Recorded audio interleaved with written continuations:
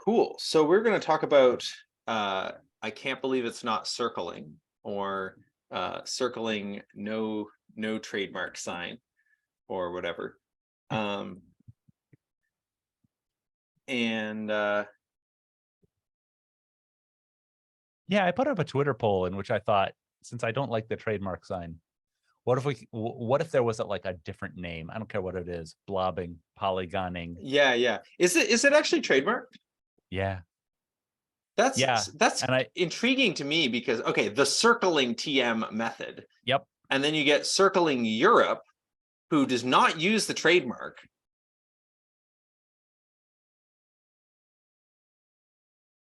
I don't think they've really got that trademark. That's my impression. Well, they can claim to. I mean, the claim to signals a willingness to enforce it. You kind of got that started in, let's say, the nonviolent communication classes. Yeah. And I mean, They had the same thing. they want to keep their, like, it's good that they get to certify people so that there gets to Mhm. be a kind of lineage that has a consistent thing and doesn't just like totally spin off into whatever. Sure. Um, Yeah, it's worth doing. And the question then is, what can we do that would be interesting without necessarily going through a certification process, or like short of that, or before going through a certification process, or what have you. I mean, cards on the table. I have absolutely no earthly clue what I'm doing. And in the group that meets that I started, I told people that. I mhm. just like I've done circling, and then I got some books about it, and I'm like, this sounds like a great thing to do. Let's Here's meet up and do whatever it is. yes, here's some handouts. But just distilled into a very pure form of authentic relating games. And then whatever we want to call circling is like doing all those games simultaneously instead of pairing off into partners to do a Mhm. specific one, like one at a time. Yeah, I see like, um what's an analogy?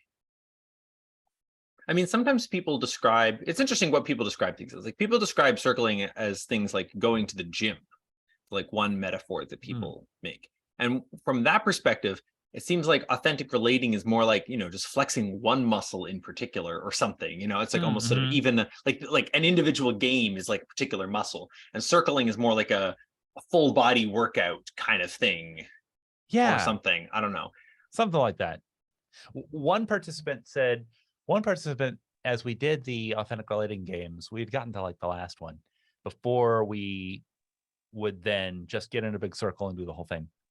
And he was like, this seems really inauthentic. And I'm like, in a certain way it is, because you're building a broader repertoire of being able to do a broader range of things that normally this particular guy who I know who said that would shy away from. And he Mhm. said that he often shied away from them. And I'm like, this is just narrowing you down artificially into one constrained channel at a time, and trying to get some practice at that, Mhm. just as a practice exercise. So it's not going to be super authentic in that sense. There's multiple senses of authenticity. So it's forcing you to stretch certain authenticity muscles in a way that is admittedly artificially constrained. Yeah. I found myself thinking, like, what's the opposite of circling? And the well, like, one phrase that feels pretty apt is pretending.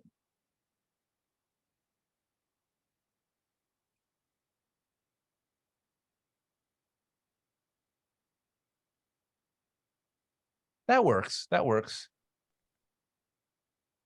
I find myself wanting to add all kinds of like addendums onto that, but I think that's it doesn't need it. I think that I want to add those addendums because the word pretending immediately brought them to mind, in which case it succeeded. Hmm.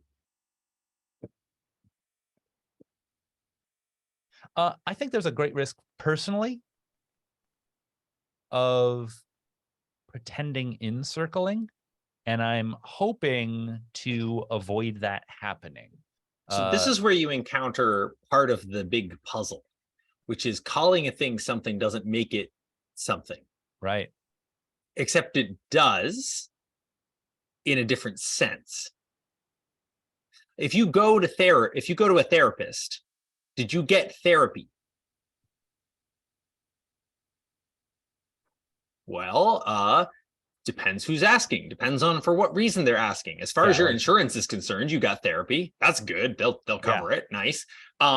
if you define therapy as going to a therapist, then yes. If you define it as actually doing something that integrates you or makes you better, well, who knows? Maybe. Right, exactly. And so there's a kind of Mott Bailey thing here where therapists are like, we must own the term therapy, and there's regulatory capture reasons and stuff for that. Mhm. But then equivalently, they say, therefore, what we do is therapeutic. Whoa, hold up. That is an interactive question. Yeah. Like that is a question that, requires like two people and the whole system in order to actually assess whether what occurred was therapeutic. Yeah, that's assuming the conclusion of the question. Yeah, exactly. Huh. Exactly. Yeah. That's one of the people who I wanted to include in my group right away was someone who just calls herself a counselor. And she started off as I met her as a nonviolent communication teacher when she was doing that. And then she's in like internal family systems. She studied internal family systems. She's doing counseling for that now, and just doesn't call herself a therapist because that would involve like the licensing process that she hasn't I completed. thought counselor was a licensing term in most places too. Yeah, it's just a different one that she qualifies for. Oh, But okay. the question is, are you going to get healing? Well, that's its own unrelated question to what was the title of the person. But you will who get went to counsel. see. Yeah. At the very least, you could call it having gotten counsel. I know someone else who said, "Hey, I think I want to seek out a therapist because I have this question in my life." It's like you're seeking counsel.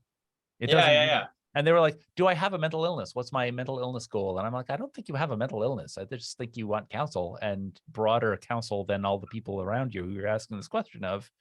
That sounds great. Getting a counselor. Right. I like that.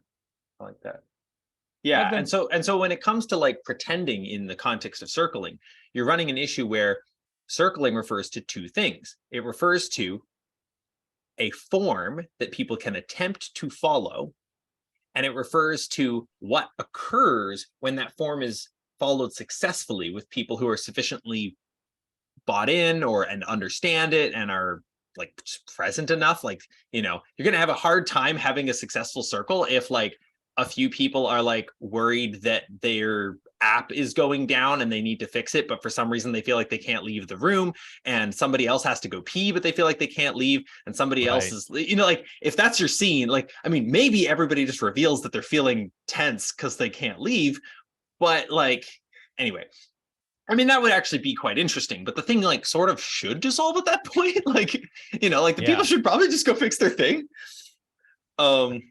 Yeah, I've been putting a lot of effort into kind of heading that sort of thing off at the pass. Not just through systems, like the handout will have the expectations on it, like agreement number 1, take care of your needs first. That's there's a whole list of agreements, but also through the structure of just making sure that I started off with a few people who I really, really trust, and then grow it like 2 people at a time, 1 or 2 people at a time. People often can't make it. Yeah. And then grow that slowly where we're making sure that we're not flooding the group with, let's say the majority of them are, if the majority of the people in the group, if we suddenly flooded it, were conflict averse and really did not like leaving the room to go to the bathroom or work on their app or any of those things, right? That you have to have the core, like a solid core of the ones who will model saying no to things, who will model not getting flooded by other people's emotions. All these failure modes. There's no set of rules or procedures that will completely guard against them. You just got to have the right people. Totally. Yeah. And so when it comes to like, how do you, insofar as circling is a meme, it's a set of behaviors that are encoded not in genes but in ideas. Like, how do you spread that meme? And there's sort of two versions ish of that. One, like, how do you spread that meme without it just becoming something totally different or whatever? Mhm. And in particular, becoming something totally different that is worse, that like Yeah. doesn't have the same magic to it. And the TM approach is you spread it by having people who are like officially, like, they have the authority and the expertise, and they lead the circle. And if other people are doing things that seem to them to be not circling, they say, like, hang on, and they like interrupt, and they make a move and say, I want you to, try restating that, but speaking from here this time, or whatever the move is. But those moves are being made not just because the facilitator prefers them, but because the facilitator has the authority to say, this is what we're doing here. Yeah. And what I was exploring with my friends when we were doing not circling is, like, we all had a bunch of relevant experience, some from lots of like circling, qua circling, and some from just like other kinds of stuff. I spent many years living at a place that the way that we talked, many people would mistake it for circling if they overheard it. But that, we weren't doing circling, we were just talking in certain kinds of ways. And lots of how we were talking is, we actually had less of certain kinds of like the somatic aspects of circling. And which I appreciated at the time, and now I'm trying to get more into that stuff.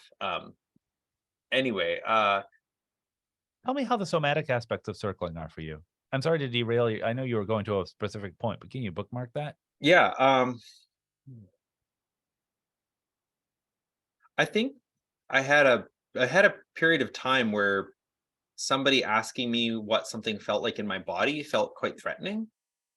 Um, and that did happen on occasion in the community that I was living in. But I would sometimes try to feel into it anyway, but I was often sort of like, what do you mean? I'm like, there's not, like, what do you mean? What am I feeling in my body? Like, sort of like, that's not relevant, was basically like the Mm. energy of my response. But it was quite guarded. And um I have a lot of models that I want to share, and thoughts and so forth. And one of the things that's felt most good for me is practicing talking about my models and my theories and my principles and even my stories and stuff from a place that's still like engaged in the present. And I've sometimes even practiced doing this, like, I go out walking and I Yeah. just like talk to myself, and I try to talk to myself without forgetting that I'm walking. Right. So it's sort of like staying actually in my body as I talk, Right. rather A than walk kind and of talk. going off into the memory, um, or into the Mm. idea, or into the story, or the plan, or whatever. Or if not the memory, going off into some future that you're rehearsing, telling this to somebody else in the future, Sure. and you Yeah. don't need to do Any that either. of that. But the thing is, it's not that I can't be rehearsing the future. It's, can I be rehearsing the future here? Yeah. It's like there's a role for rehearsing the future, but it's like I sort of recognize, like, oh, I can do that without getting disembodied. Like, that's Mm. actually a separate thing. It might be harder. It might be easier to stay embodied if I'm not talking and I'm just like dancing or Yeah. something. It's like easier to stay present, maybe. Hmm. But yeah. I don't know if I derailed us, if you were going to a specific point before that I was, yeah. Yeah. yeah, I want to find out what that is. Yeah. So basically it's like you've got the lineage way of like maintaining the um uh like, this is what circling is, or this is how we do this thing. It's not about Right. the name circling. It's this is what we're doing, kind of thing. Continuity. Yeah, continuity, and a kind of something like stability, a kind of maintaining of a high Hmm. quality control, or something. The other way is more like the kind of thing that you're doing, where it's like you're not positioning yourself as the authority on what circling is, but you're drawing together people who have enough, you know, existing experience, enough appetite, enough personal capacity, like, they're developed enough, you know, um, enough integral theory, whatever the factors are. You're bringing together enough, people who are kind of able to maintain the quality, and then you're not bringing in new people too fast for them to also pick up on the quality, learn it themselves, and want to embody it themselves. And ultimately, even when you do spread circling through a lineage, like that is still a huge part of how it in practice gets spread, is by Sure. that familiarity. But the difference is, like with this more not circling thing, like when we were doing it in a few weeks ago, me and my friends, it's like there was no longer any sense that there was any right way to do it, that there was any even thing in particular that we were trying to do. There was just an invitation to let go of ordinary social norms and play with circling social norms, but also to feel free to do whatever. And then it's like, if somebody, gets all up in their head and they're like not really tracking their body, and they're like, well, I guess I really think that probably what we should do is, then it's like, rather than speaking to that from a perspective of like, hey, that's not circling. It's like, well, who cares? We're not circling. Instead, what you have to say, if you want something different, is you have to say something like, I'm not really feeling you there. I want to feel you.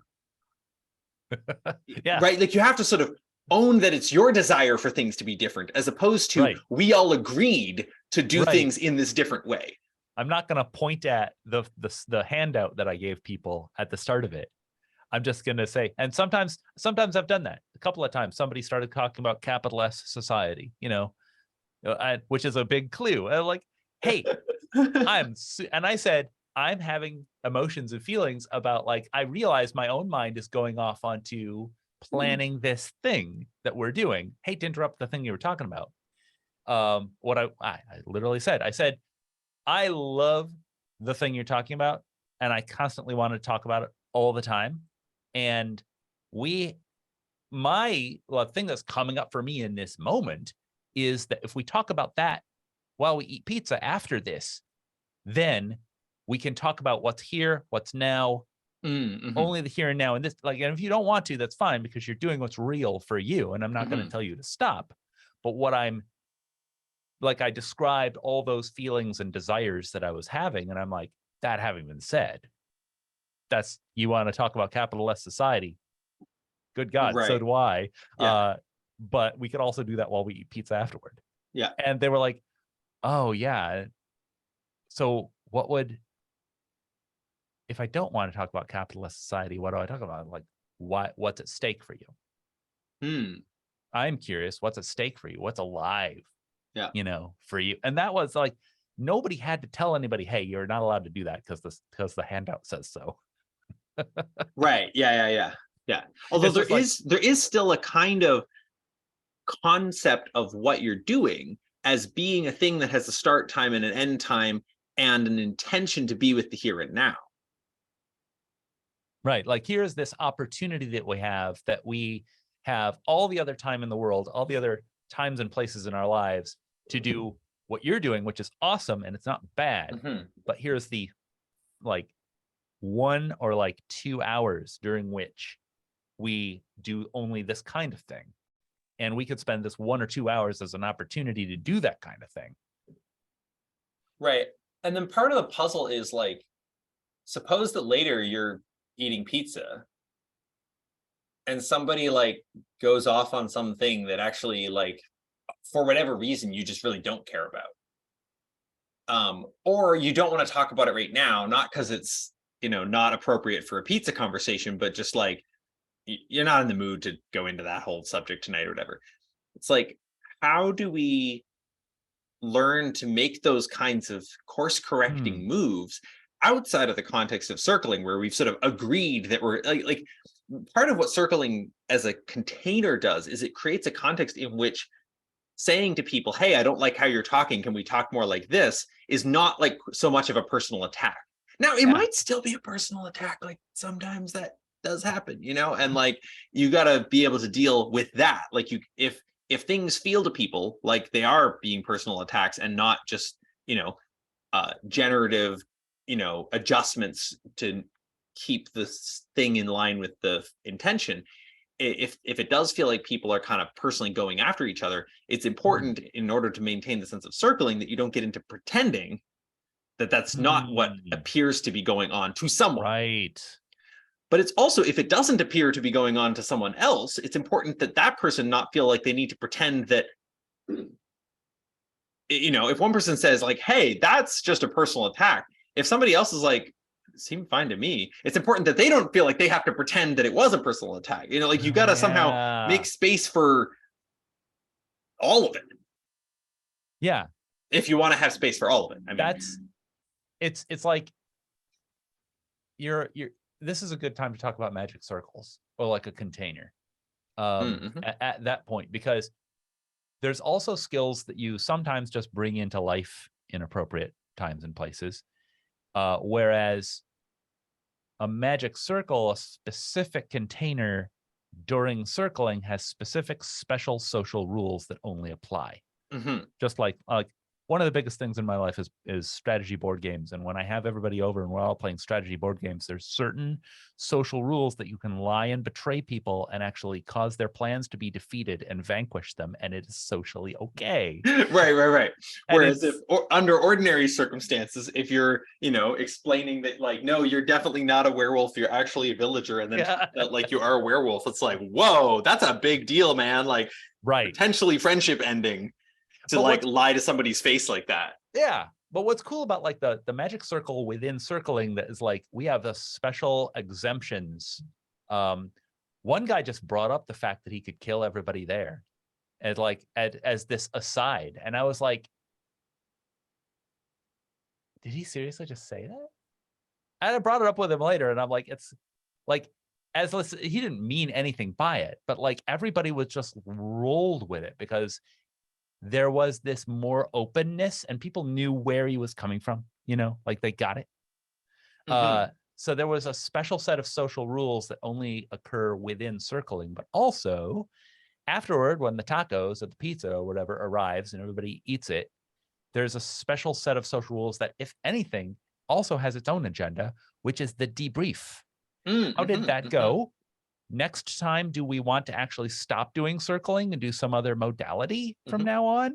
Um, what went well? What went poorly? Anybody have any, like, in addition to, if anybody's like, you know what, I just got to get this off my chest about capitalist society. Like, that's the time for that. And Mhm.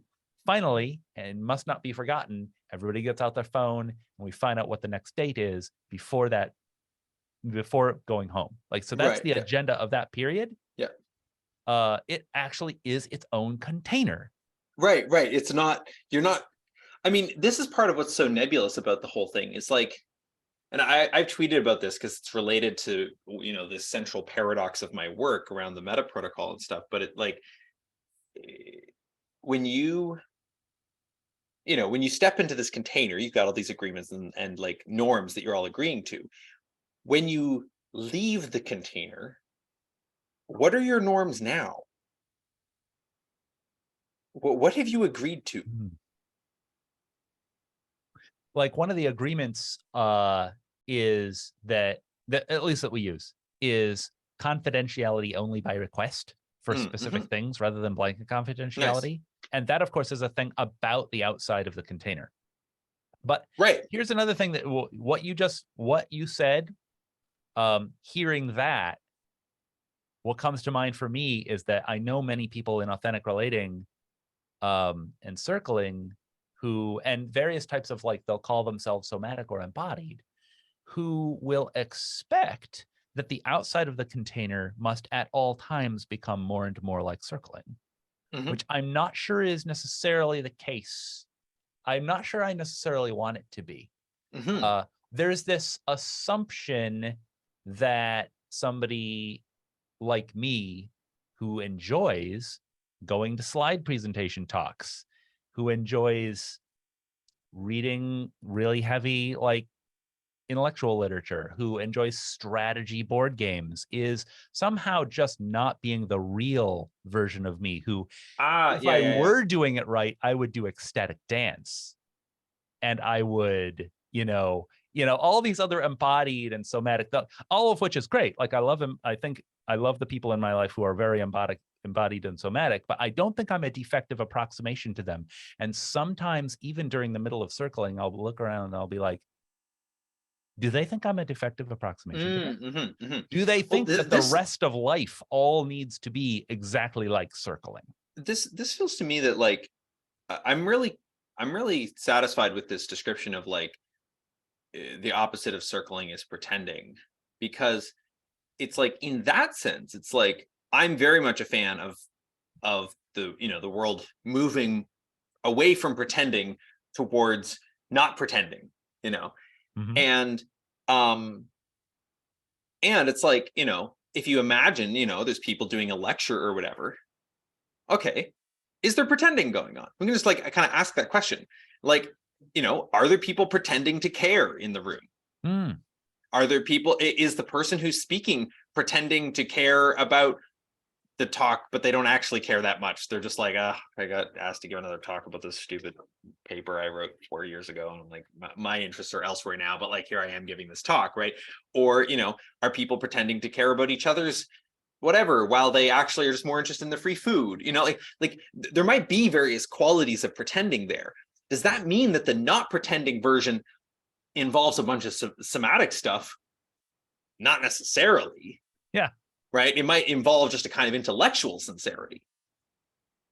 But now suppose that somebody, asks a question about the person's research and, not necessarily in a talk, but like, you're milling about afterwards or whatever, suppose in this, academic-ish scene that I have imagined based on what you said. And suppose that somebody asks somebody a question about their research and the person gets like quite hostile and defensive.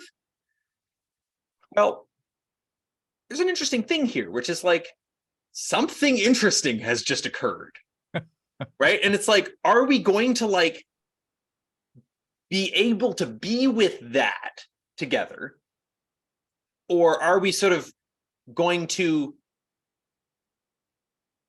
like either kind of stuff it under the rug, just kind of pretend, oh, no, that wasn't anything in particular, or are we going to do a different kind of pretending that's kind of like going into an autopilot argument where you're sort of pretending that there's nothing more to the question? Like that's a different kind of pretending. Yeah. Or the nervous laugh response, which is sometimes a way of brushing something under the rug to resume pretending, to grease the wheels of everyone, helping everyone to resume the pretending.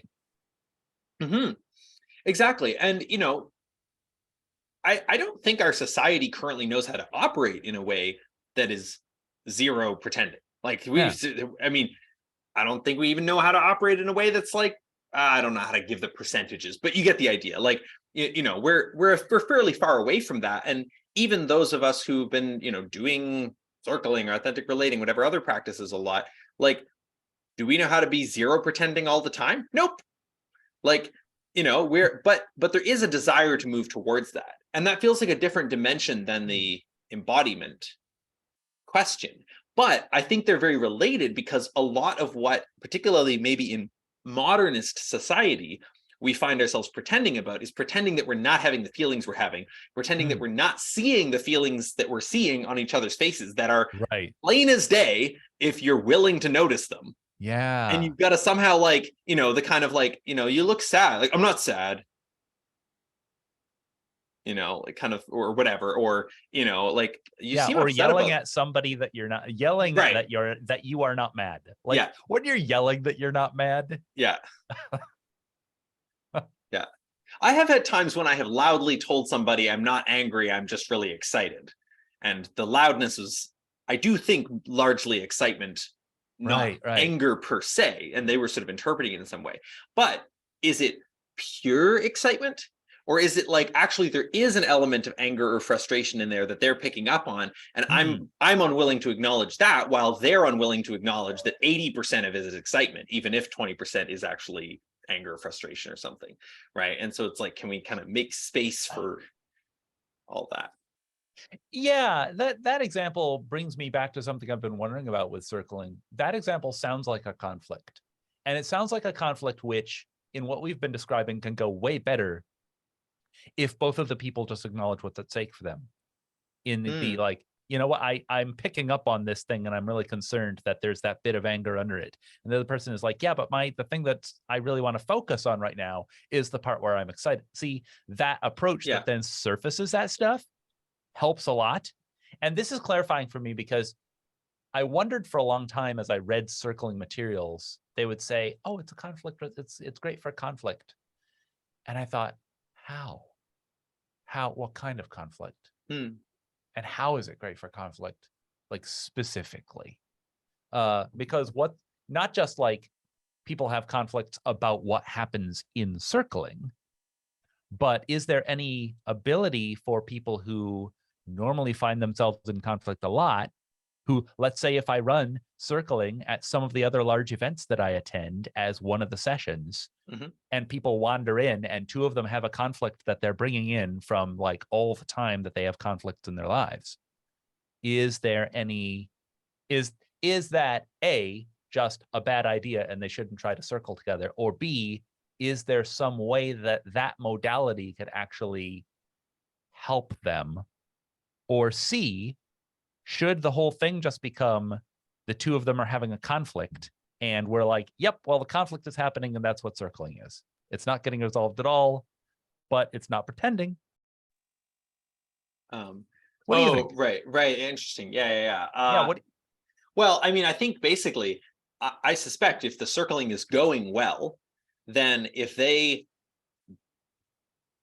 arrive and have this conflict, people will notice things. And if they are not pretending, they will be inclined to speak about some of these things. I mean, it's possible to sort of notice a thing and not speak about it, not because you're pretending, but because you're like, I don't want to deal with that. But it's subtle, like it's really subtle. Like, and I'm not sure that I wouldn't call that at least a little bit of pretending. There's a kind of going along with, right? There's a kind of allowing for a misinterpretation to stand. And and I've ever done that. Like I've sometimes done that in the context of like somebody misinterprets a little thing that I mean, and it just doesn't matter. And so I move on, and that's just like, that feels fine. But it's small enough and irrelevant enough that you don't have to go through the whole thing pretending that it's actively pretending that it's true. That their misunderstanding was correct. You don't have to actively like play along with it. Oh, right. Yeah, that's a good point. Like I can just sort of drop it. It's like, if somebody says, like, I mean, sometimes it'll be something like somebody says we met 4 months ago, and I'm like, it was actually 6. But like, you know what I mean? It's like there's error bars there. The fact that like I don't feel like I'm actively signing off on like a falsehood. Right.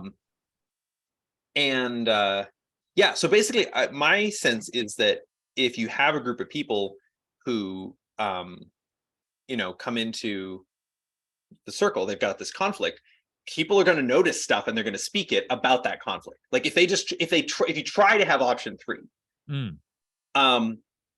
then either people let them have their conflict and they pretend they're not noticing interesting things that they want to poke at, in which case, yeah, you're not circling at that point. Or you let them have their conflict, but also when you notice, like, wait, but you just laughed there while you were saying that thing that you said you were angry about. What's in that? Like, whatever the thing is that you're picking up on, or just even somebody might just reveal, like, I noticed when you said that, like, I felt nauseated, like, and then 3 other people go, yeah, me too. Whoa. Like, and then you're like, like, so you like start to sort of collectively unpretend and therefore unfold what's going on, which has kind of been folded up.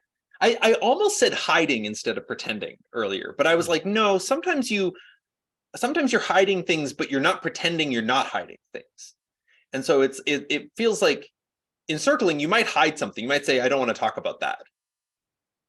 But there's not but like if somebody says, what was up with that? And you're like, what do you mean that? Nothing to see here. Like, that's not just hiding, that's like a kind of meta hiding. Yeah, you're not admitting that there is even something to be concealed, but actively propping up some other understanding of it that's not accurate. Yeah. I had, and one of the things that could happen is somebody could just say, the conflict is going on, and somebody could just say, I'm bored. Yeah. I had that happen. I was I do not have a lot of circling experience, but one of them was at Vibe Camp, and somebody was just like, oh, I'm the things that are alive for me right now are this and that. And it was a thing about Vibe Camp. And I did too. And I also shared a thing about Vibe Camp. And so I was like, I'm just bored with talking about Vibe Camp. And then there was this long pause. And I like that because long pauses are good in circling. And finally, people were like, is this something else we should talk about other than Vibe Camp? Because that's what's alive for us. And then the whole thing like got meta derailed onto like you say that you're interested in maybe getting up and leaving because there's a lot of talk about Vibe Camp, and like what maybe that's just what should happen because that's authentic for you. And another person was like, yeah, that just doesn't, like, the way I feel about that is I just feel uneasy. But they're like, it got onto that topic and it never got off of it for the last like 20 minutes of the whole thing. That was Yeah. so interesting. Just because one person was like, I don't want to talk about this. And yet the group will.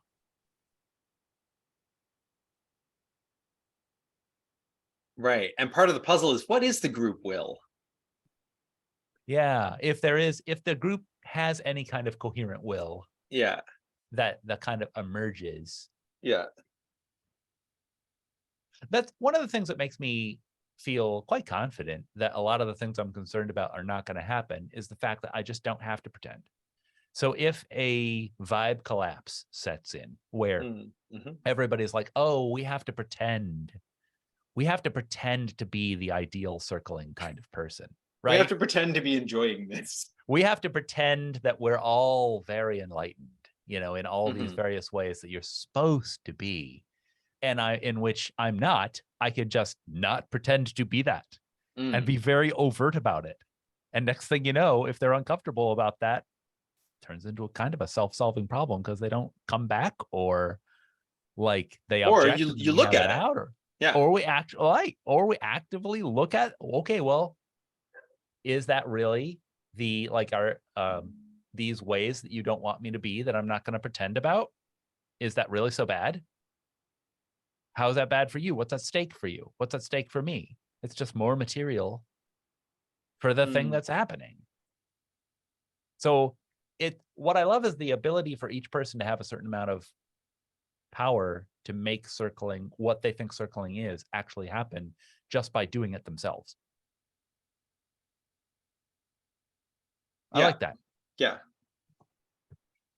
Yeah. And then that becomes this sort of self-organizing thing that kind of is sort of, finding its way. And among some of the more like rationalist friends or whatever that I have, it's like, there's much more space to like have a model while circling. And people might call you out if you seem a bit checked out from why the model matters to you. Like if you seem like, Yeah. I have many times, utterly countless times in my life, somebody says something, I have a related thought that like feels interesting, and I just start blurting it out because it feels related than because it feels like important or alive or something. And it's like, that's an example of a kind of thing that like has a little bit of, well, I don't know if it has a pretending quality for me, but I know that other people find themselves feeling like there's then a pressure on them to sort of pretend to be interested or pretend to understand why it's relevant or something. Like it kind of does that. And people find that a bit alienating or whatever. It's so powerful to point something like that out. Just surface it in the middle of that happening. I've sometimes noticed it myself, and I go, hang on a sec. Never mind. I don't care about any of this stuff right now. Like this, or like I'm this, my heart isn't in this, or whatever. Like, but yeah, that's powerful. Yeah.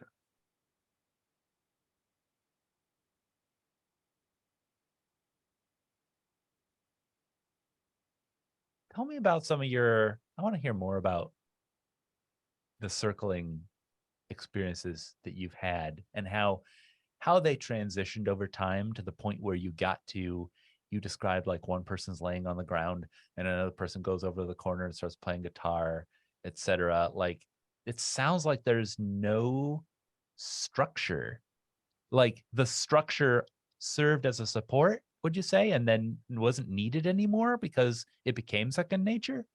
Yeah, I mean, this is a group of people who probably like the one thing I'm in particular thinking of, like everybody kind of had probably done at least a little bit of circling before, if not like a lot or even some training.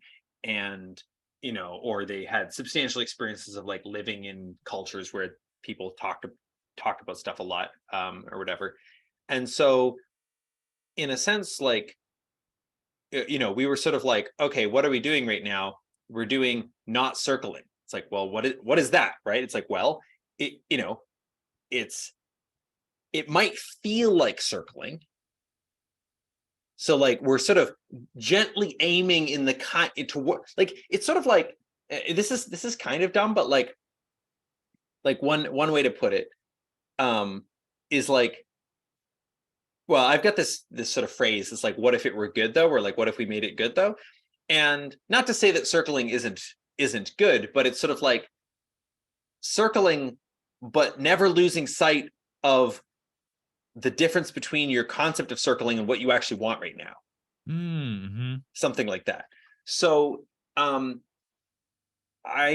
I forget if we had a timer. I think I was hosting this. Like I said, we're going to go up and do not circling, and a bunch of people joined me, or and I said it's going to be like circling except not.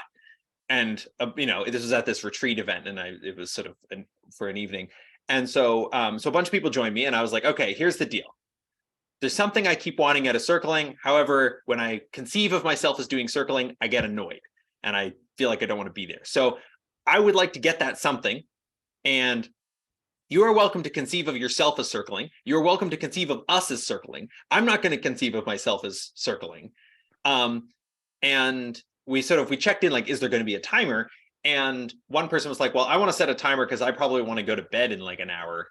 So I'm going to set a timer for 45 minutes. It's like, but that wasn't a timer we were all opting into a container for. That was just, Right. We all know that a bell will ring in 45 minutes. And so if we have some wondering, how long has it been? It's like, well, if the bell hasn't gone off, it's been less than 45 minutes, which is a kind of container. It lets you get more present because you know that if you have a thing, it's not going to go on indefinitely. So you don't need to be checking the clock, right? Yeah. But yeah, so there, in a really important sense, there was no container, but there was a context. There was also the container of the whole retreat that we were at, which was itself a very loose container. Like it was, described as a kind of like, I'm not even sure how to put it. Like it was a bunch of people trying to figure out how to be people together well for a week in a house. And Well, it sounds like it can be awesome with the right people. Well, exactly, right. And so if you're going to do something that's more like not circling, you by definition, you have to have people in it who know what circling is, such that you might do something that's like it but not it. Like if you can't start from scratch and do something like that. And if you were going to, you would call it something else, obviously, right? Like if I were trying to get that kind of vibe going with a bunch of people who had never tried circling per se and had never heard of the term, obviously I wouldn't call it not circling. What I would call it is something like, let's have a conversation where social norms are up for grabs, and we try to notice places where we're pretending and let go of them. That's like kind of how I would describe them. Stop taking social norms for granted and stop pretending. And if we can inhibit those two things, we'll probably get something in this realm. And maybe we can't. Maybe we don't actually have the adequate safety to, and that's like a separate issue from do the people have the capability to? Yeah. Wow. I like that. Yeah, I think that's going to be a through line, no matter what it is that my group continues doing. I'm just gonna steal it from you. I'm just gonna rip it right off. It's like the thing about normal social norms being up for grabs, and we're just not going to pretend about what we want, is like a core through line. And whether we do any particular formalisms has never been important. It's never been the point. The formalisms aren't the point. I think a lot of people get hung up on the formalisms. Oh, I don't want to do all these formalisms. But they're only a sort of scaffolding that gets you what you want. And if they're not getting you what you want, just try to get the direct thing that you want. That's exactly what you're describing that you were trying to do. Just directly try to get whatever it is that you want from the actual experience. Now, I will say, like, circling qua circling invites a certain kind of situation where people are likely, if they've all showed up for something like this, they're likely to want similar things, right? Like, if you just say, Monday evening, we're going to meet at my place and do whatever we want. That's a party. Sort of, right? Like, but like, it's kind of weird, right? Like, it's sort of, and there might be even ways to frame it that sort of, it's a party, but not even in the like rager party sense. It's just a hangout. It's a party. It's a gathering of people. I don't know, like, but it's too underspecified, and you can do that. And I think it's a worthwhile thing to explore, although it can end up being quite uncomfortable. Like, if you actually sort of be, you get everybody together and you're sort of like, okay, what do we want to do? How would we even go about answering that question? Do you know what you want to do? How can you know what you want to do before you know what I want to do? Right. How can we go about answering that together without knowing what she wants to do? Right. And what if she doesn't even want to talk about what she wants to do because she just wants to go do it? Like, there's a puzzle here that feels related to the frame problem and related to what John Vervaeke calls relevance realization, which is like the question of what we might possibly need to talk about in order to know what it makes sense for us to do right now is sort of like theoretically infinite. And yet in practice, like, we manage somehow to sort of navigate together towards things that feel more juicy or less, whatever.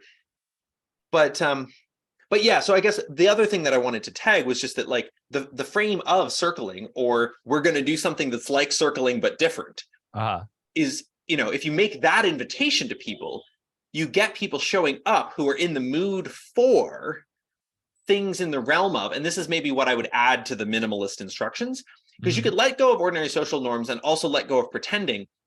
And there's one more piece, which is maybe something like an intention to connect, or like an intention to participate in something larger that feels like sort of maybe the third aspect of circling or something. Because you could do the first two and everybody just dances the whole time, and it's like, is that circling? Well, maybe technically, sort of, but like it doesn't look like circling, right? It's not well described. There was something you had in mind, and this isn't it. Or just like in a meaningful sense. Or it's just like, if somebody later was like, have you ever done circling? Like, you could not say yes and convey to them the thing they're actually asking. Right. So, well, and I guess, an intention to connect, I mean, dancing can be that too. Yeah. So, I mean, we might need a few other things if we want to, like, have an instruction set that's supposed to sort of consistently converge on circling qua circling. Right. But it might be that actually we don't. It might be that we actually don't care about converging on that thing in particular. But it does feel like there is something important about that intention to connect. So I guess that's kind of what I'm adding to that. Like, that's why I send people the agreements, because there's one of them that is about pushing your edge, lean into your edge, which if they don't want to lean into their edge, they're probably not going to show up. So I'll tell them, you've got to be able to actually, the very first agreement, you got to actually have sufficient, you can't be too conflict averse, like a sufficiently internally generated desire to do what you want to do, not just be flooded by everybody else. Mhm. And that's why agreement number 1 is respect yourself. You got to go use the bathroom if you got to use the bathroom. You've got to go do whatever you got to do. You got to say no to things. If somebody asks you something authentic, but your authentic thing is no, we got to trust you to say no. Yeah. And secondly, lean into your edge. Like if people aren't really interested in connecting, they're probably not going to, want to go to a thing where they're being asked to lean into their edge. Stay present. That's a crucial one. So confidentiality by request, and then check your assumptions, or explain the thing about, the agreements explain the thing about, well, you have narratives, you have certain stories. It's worth actually asking somebody else very overtly, is that story that I'm wondering about you actually true? So once you've got those, like maybe there are some other agreements I could add in order to get people who they really want that to be there. But that's part of, picking who you want to be there. If there are people who are going to say yes to all those things, and also I would rather they not be there, that's something that comes up through long experience with them. Right. Yeah. Yeah. I like the phrase of check your assumptions, because I feel like that points a little bit at the idea of letting go of social norms too. It's kind of like, Default social norms. yeah, it's like it points right, because part of what social norms are is something that is assumed, is taken for granted. And so it's like that's part of the assumption that there is to check, is the idea that we're all going to whatever. Right. And yet there are other assumptions, like you probably, your group is probably showing up assuming that they're going to spend the whole evening talking in English. And like, that's probably a good assumption. Like, and it would be like It's kind a of safe weird. assumption. Yeah, it's like kind of weird to start talking in a language that you have no reason to think everybody else knows. Like, performance art, sure, but like you can expect them to be like, what? Like, what are you doing? Well, there's norms, there's default norms, and then there's non-default norms. Even though it's a weird contradiction to say that there are norms that are non-default, there totally are. And this is why I feel. What do you mean by that? Like, for example, I'll tell you. I feel very both excited and nervous about hosting a authentic relating circling event or a session at my local Burning Man, Lakes of Fire in Michigan. Because the culture of Burning Man has the phrase the default world, by which they mean default social norms.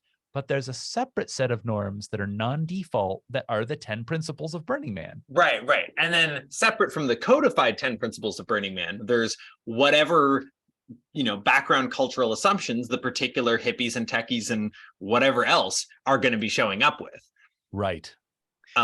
Right. And so you need to let go of, first of all, the default norms that you already let go of when you entered Burning Man, but then you also need to let go of assuming you know how to be at Burning Man in this moment. Yeah. I feel like you could have a lot of fun with just like laying that out at the start of the circle. It's like, okay, so you're entering here, and normally I ask people to let go of their default social norms, but hopefully you already did that when you got here. When you arrived 2 days ago, right? Like, and you can just be like, however, you may have noticed that there's some amount of background, maybe much looser. I would say, like Burning Man has norms, but they are looser than society's norms at large, in some ways, at least. Right. Like, there's a lot more freedom to just be weird. I guess you could say both what's the realm of normality, and maybe it's bigger, and then also what happens if you go outside of it, and maybe it's safer. So like those are kind of two separate dimensions of normness. But also there's a staggering amount of pretending. Whatever the opposite of circling is, occasionally you'll encounter it being done really, really hard at a burn. And I like to get past that is going to be, I think, very interesting and valuable. Right. And just there's lots of stuff that can be surfaced. So it's going to be a kind of a wild ride. Because you're entering a place where like you should not question certain norms. Like there's literally people whose whole job is to say the phrase "welcome home" when you walk through the gates of Lakes of Fire. And like I appreciate the nice sentiment, but like that's kind of like false to facts. It just is, like for me to challenge that, are you really home? Well, Could and be like powerful and yeah, potentially like destabilizing. and I think it's worth also like, so like there's one there's a way of challenging it that is antagonistic, that's saying, I don't buy it, I don't believe you, I think that's stupid, that's bullshit.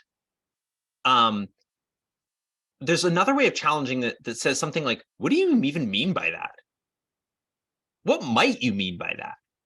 What could that possibly mean? Insofar as that's an invitation, what does it mean that I'm home here?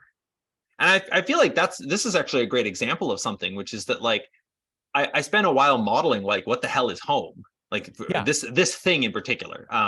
So I might have something less witty to say if you pointed at something else, but I spent a while thinking, like modeling like what is home. Kind of like this concept of community, that people will use the word community to mean a million things. Totally. Is that what you're talking about? A little bit. And one of the things I noticed about home in particular is that some dimension of it seems something like, okay, this is a space, like my home is a space where I am free to do what I want, and I can sort of trust the environment to not fuck with me. Mm-hmm. Something a bit like that. And so it's like, is Burning Man a place where I'm free to do what I want and I can trust the environment to not fuck with me? Well, yeah, kind of. Like relative to ordinary society, yeah, kind of. Like I can certain ways. In certain ways, not in all ways, but like, in my home in the city or whatever, there's also like all sorts of other shit that I can't do, either because like, and that's partially, it's like, it's not just my home, it's our home. Like I have roommates, I have neighbors, I have, people across the street who are going to be annoyed if I'm like blasting loud music out the window at 2 a.m. And at a so burn, they will 100%. Some people will 100% fuck with you. Well, right, like there's a structure to deal with it, and you've got people who have your back, but it is very much something where, even more in certain ways, even more than in the default world, people will fuck with you. Right. And I don't know if fuck with is exactly the thing I'm wanting here, but it points at something. But I mean, there's an interesting thing, right? Where like, you fly somewhere and you fly back to your home country, and often the border agent will say, welcome home. It's like, are you at your house? Well, no. But there is a kind of home that you are.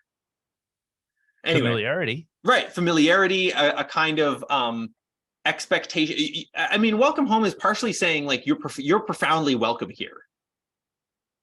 Yeah. Which is welcomed. Which is funny because it's that actually is almost a funny paradox, because if you were so welcomed that it was your home, who would need to say welcome home? Yeah. Because you'd both already be so familiar with each other. Like that border guard would be somebody you've known since you were a kid. Well, I don't mean, I was thinking more in the Burning Man case.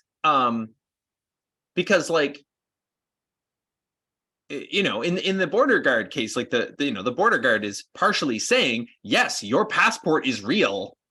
Mm-hmm. Like, you get to walk in. Mm-hmm. I'm going to be grilling the next guy about his work visa, but you get to just walk in. Yes. Once we affirm your customs stuff and whatever. But I was thinking with respect to the Burning Man thing, because part of the weird thing about Burning Man is that somebody is saying welcome home to a place you've never been before the first time you go. Yeah. And that's the part that's a bit weird. And yet, like, I remember what it felt like to arrive at the house of a cousin that I was going to stay with for a few months, who I had approximately never met. Like, technically we had ever met, but I had no memories of meeting her. And she said I could stay there for a few months. And like, I don't know that she said welcome home when I walked in, but the fact that she was my family and she was putting me up for a few months in a province that I had just moved to, had this feeling of like, wow, I feel like home. There's a feeling of like arriving home. There's and familiar, of course, has its roots in family. When you talk about like, right. So what does it mean to be welcomed home to a place? Like, I've also heard of people like, if they, like I have Scottish heritage, and my dad described going to Scotland and like the people there saying, welcome home. It's like, what are they saying, right? They're saying, oh, you're one of us. You belong here. You're welcome. Like, I don't know. Anyway, I'm not the principle of radical right. inclusivity Right. in the case of Burning Man. I think is probably connected to the sense of homeness. Yeah, but it is interesting. It is weird to be welcomed home to a place you've never been before. Yeah, to me, when a place is supposed to be uniquely home to me, but it's also like uniquely home to literally everybody. It's like the whole thing has dissolved into what on earth would it even, what's the difference? Like if literally any person who wandered through here would be equally quote unquote at home, then how is it my home? By that definition of home. Well, Does that make sense? It's in the same way that the earth is our home, I think. And I suspect, like, if I'm just going to continue playing devil's advocate here a little bit, to be clear, like, I agree there's something a little weird and frame control-y going on with the welcome home. I think maybe on net it's good or something like that. Sure. But as you note, worth critiquing and unpacking and investigating, not taking for granted, which is like what we're doing right now and what I think would be fun to do, like at a burn in a circle or whatever. But I guess maybe my last comment on it is something like, I think there's a way in which, like, the Burning Man culture has something like accurately identified some way, although it's not very easily able to put words to it, but has accurately identified some way in which its way of being is like more in harmony with the human soul. Mm-hmm. And so in that sense, it's like, welcome home to this like state of being or something like that. But I don't think it's not to say like this again, this is kind of a steel man of the thing. Sure. I think that's exactly all of what's going on. No. But there's something like that's saying like, it's not just, it's like, it's you belong here, not in the sense of like you in particular belong here in particular, but it's like you belong here in the sense that like you're a being of love and you belong in love or something like that. Like it's sure. And I yeah. brought up the welcome home specifically to tie it into circling. Okay, cool. Say more about that. Yeah, because in the way that it is treated at Burning Man and in the way that it is probably, if I'm guessing, treated in some circling groups, could be almost like the unfortunate way to go about it is to say, this is truly a place that will satisfy all my emotional needs, and this is going to meet all of my need for healing, and like I'm never going to be disillusioned by the people who are here. Do you understand what I'm like? That's the failure mode. Yeah. There's a kind of like let go complete and trust completely. Yeah, and then be like, you can't be severely disillusioned unless you were first illusioned. Right? Yeah. And that was the one thing that I thought about during your song, that just kept coming into my mind. I'm like, this is a beautiful. Your song was "I Will Fall in Love." I will be in love. I will be in love. That was an important distinction. I will be in love. At the end of Vibe Camp, and I'm like, I love this. This is like vital. This is something I deeply need, and also, it can turn into that exact thing where somebody is going to want me to be meeting all of their emotional needs, or why weren't you the ideal vibe camper? Why weren't you for me the healing, the trauma healing that I needed? And I'm like, I'm sitting there, I'm thinking, this is fantastic. I need more of it. I want this to succeed. And also there's an enormous burden of responsibility for the kind of, in my view, kind of somewhat immature people sometimes. At Vibe Camp? If you get hundreds of people together, totally. You're going to have some of them, right? Yeah.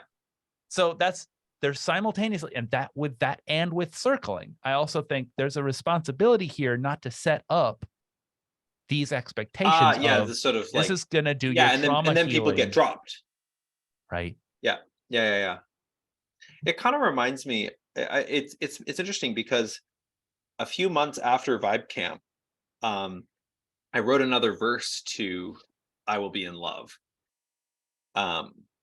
And it's relevant to what you're pointing at here. And it goes something like, I've seen you in love, and you've seen me see that look in your eyes. We've seen things together that made us think we were so wise.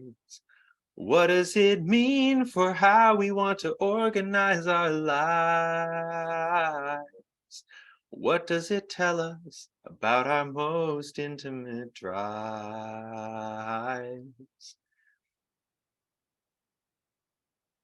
And so Wow. it's like feeling into that question. It's like, okay, here we've experienced something together. Now what? Yeah. I keep wanting to have like the thing that I can have with this group that I have now that it's really at this moment where it's very, very small, where we all can have that kind of conversation with each other, Mm-hmm. as opposed to like 400 people. And honestly, that's why Fluidity Forum's only going to be 40 people. Oh wow, yeah, For quite. the first one, Yeah. those conversations need to happen. What's at stake for you? What does Mm-hmm. it say about you? Yeah, Like, yeah. what are you coming to this for? And just clear on that, and which is easier to do as you grow slowly, in my view. Mm-hmm. I love this book, Building a Life Together by Diana Leaf Christian. It's about co-housings and community, like eco villages, things like that, intentional community. And there's a whole chapter just dedicated to getting people together to get clear on their shared mission, Mm-hmm. and not just use the word community. And what do you mean by community? And they'll come out and be like, I just feel all the good feelings all the time. You know, some people will Mm-hmm. say that very explicitly. It sounds like I'm making that up to be mean, but I mean, no, that's exactly what they will say in those words sometimes. And I think part of what's going on there is actually like people are compartmentalized. And so the part of them that's talking is the part of them that's only active when they're in a space of naive trust. And I say Mm. naive because they are fully surrendered and open with the part of them that's running the show internally. And there's other parts that like are like, oh, I don't know about this, but those parts are like conveniently like pushed out of the way, which is, Hmm. part of this pretending quality. And anyway, so as a result of that, you get pretending. Yeah, it's like that person, their experience of community, sorry, not that person, that voice, the voice that is speaking, which is not all of that person. That voice is only plugged into these experiences of everything being perfect, because as soon as things are not perfect, a different part comes over and goes, aha, I knew it. This whole time, Right. these people Yeah. weren't really doing the real thing. They were all out to get me, or Yeah. whatever. I Yeah. mean, that's a extreme over dramatization, but like, But I know what you're talking about. I've seen it happen so often. yeah, yeah. And so Hmm. part of it is like bringing those into dialogue, and that's like coherence therapy and the emotional coherence process are based around the idea that like both of those perspectives make sense, like, to themselves, but like they don't make sense to each other. But if they can see each other, then, and you can sort of hold both of them at once and look at both of them at once, then it's a bit like looking out of one eye, looking out of the other eye, and then looking out of both eyes. And you're like, oh, okay, yeah, the eyes disagree, but they're both looking at the same world, and now I can see this whole deeper thing that is depth perception. Mm-hmm. It's like you can get a deeper thing that is uh like seeing how community is wonderful and is lovely and also is not totally safe, and you can sort of Right. see all Right. that at once rather than like having it go back and forth. Yeah. Simultaneously, you can trust, but also you can take care of yourself. Mm-hmm. Exactly. Like the best safety comes simultaneously from not just from surrounding yourself with people who you like won't fuck with you. If I don't know if that's still the term that you're using, but whatever you meant by that, I Mm-hmm. totally get it. But the more safety comes from, in addition to that, you also are able to take care of yourself. Yeah, yeah, yeah, that and the puzzle of creating home on ever greater fractal scales is partly a puzzle of like, how do we take care of ourselves and how do we take care of each other in ways that we want to, that feel satisfying and win-win-ish, and don't feel like, oh, I'm somehow obligated to take care of you and I did not sign up for that, but here I am in it somehow. Ugh. Right. Yeah. No, um I've been creating various forms of like all volunteer, not-for-profit communities for like 20 years. And it just got that, like what you just described, it started to feel like way more responsibility in the past, I want to say 10, 11 years of that I realized, wait a minute, I've got to build communities and not-for-profit like organizations and groups that are built on the people there being able to take care of, make themselves be okay. Yeah. And also like select for other people who you'll be okay with. And like, I realized that's kind of foundational, where that's why I've started a lot of the groups of the forms that I've started to, of the types that I've started to form now. Then my need for having that same vibrancy that comes from amazing, productive, collaborative groups, but also without that, like some of us are in the children role and the other ones are in the parent role. Well, right. And then also, like, what do you do about people who aren't ready for that? Not to say it's your job, but like collectively, how do we create the organizations or superorganisms in which people can go through those developmental stages and be at whatever stage they're at and still be contributing in a way that feels good, while not needing to be somewhere that they're not, and also be challenged to grow at a pace that's like appropriate and so forth. Like, yeah, I'm all about it. Like, that's, I found that your non-naive trust dance was really helpful for that. That and like a bunch of things that Rich Decibels has written as well. cool. I'm constantly looking for anything that will help to form those kinds of groups, or like he calls them crews, or like whatever you want to call them. Yeah. That's the good stuff. Yeah. Cool. Well, maybe let's wrap here. And I've got. Yeah, I feel like that's a good place to. Yeah. Yeah. I feel really satisfied with this whole conversation, and me too. Yeah, I feel like it's fantastic to talk to you. I really appreciate your time. Yeah, I've been enjoying it too. I was sort of didn't have a clear sense of who you were, but I knew what you were plugged into, and also knowing that you were working on creating Fluidity Forum, I had this like increased sense of like, okay, he's making things happen, kind of thing, and that was exciting. Well, I mean, also, I mean, the audiobooks itself are also a form of making things happen. It's like just taking initiative and being like, yeah, I'm just going to do this. Yeah, so I like that energy. I want more of that energy. You know what? Anytime you want to talk, put something on my calendar. Cool. Sounds good. I want want to talk more about this kind of thing, and the like the meta protocol. I want to learn a lot more about, as well. Yeah. Awesome. I mean, that's very related to, to just kind of tie it all full circle with the not circling stuff. Like, in some sense, not circling is circling plus meta protocol. It's like, we're going to do circling, but also if it's not working, if circling is not working, we're not going to stick to circling. We're going to try to get outside of it. And, and in principle, circling is supposed to do that. But if circling is failing, right, you've got to somehow something else, which someone might come along later and say, oh no, that's totally circling. But it's like partially what can be limiting you is your concept of circling. Yeah.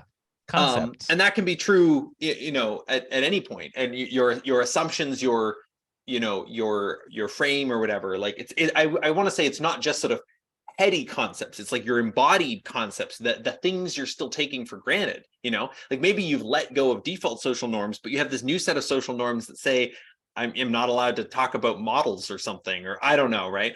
And like that's what's blocking you now. It's like, there's a continual renewal process, and that's kind of what the meta protocol is all about. Reminds me of pointing at the moon versus the actual moon in some way. Yeah. I love the way that your air quotes, as well as the idea of TM on circling, are very generative. Yeah, like, yeah. Like you do, really, in like fact, what are we doing with these words? you need circling with the air quotes and the TM around it. You genuinely need that. And you also need to be able to, through doing that, also transcend it. Yeah. When necessary. That's Yeah. cool. Awesome. Fantastic. Well, thanks so much for talking. Yeah, this has been great. Take care. All right. Bye.